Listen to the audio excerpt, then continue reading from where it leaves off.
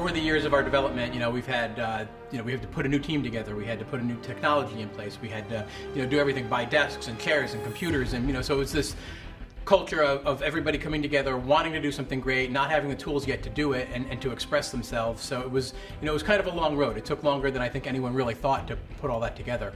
You have a team that has tons of ideas and not just one, and then you have to refine that down into something that's really manageable in the time that you have to make a game.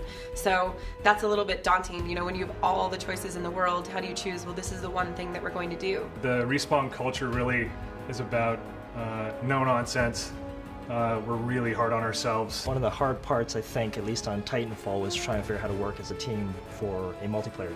The pressure was on us to really come out with something new and different, and we were sitting there going nuts trying to wrap our heads around, okay, what does that mean? Everyone at Respawn has a voice as we're working on the game.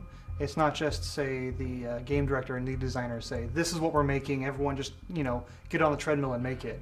It is a very iterative and collaborative process. When you work on a single player, it's relatively easy for individuals to go off and work on this level or that level, and they can exist in separate worlds for the most part. Whereas in a multiplayer game, you've got all these different people who are working on aspects of the game that will crisscross or touch each other in some way.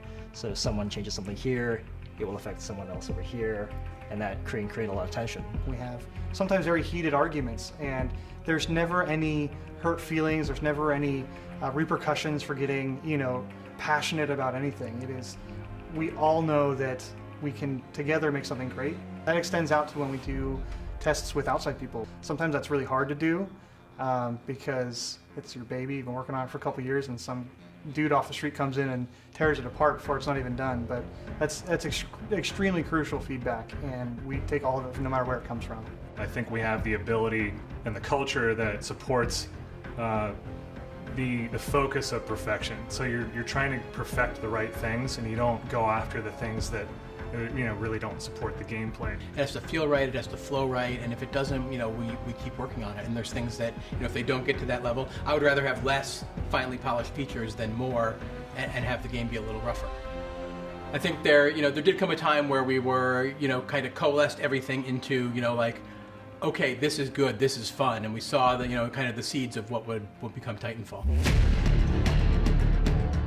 And so the first Titan, pre-viz was an actual maquette, a 1/6 scale doll that I had encased in a dive suit, and then we said, scratch that, why can't we make these really big and play with scale as well? But at the same time, here's the tricky part, we have to try and keep it not alienating to people who are used to playing first-person shooters, particular kind of first-person shooters. So we thought, how can we do that? So that was partly the problem of finding a new, larger design space, being able to create more exotic abilities and weapons and things like that. We could see the visual of a grunt next to a Titan and how powerful that could look, how powerful this giant can look, taking cover on a building.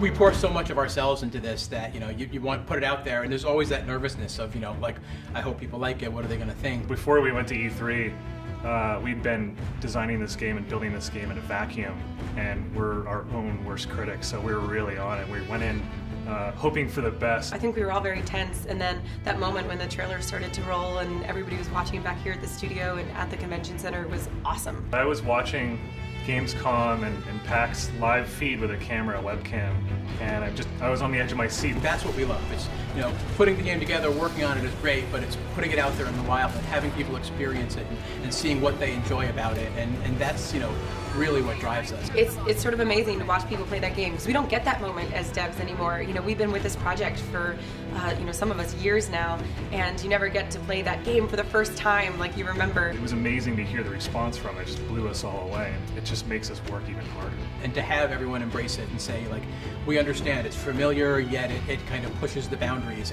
and I get this, and I want more of it, and it's great for the team.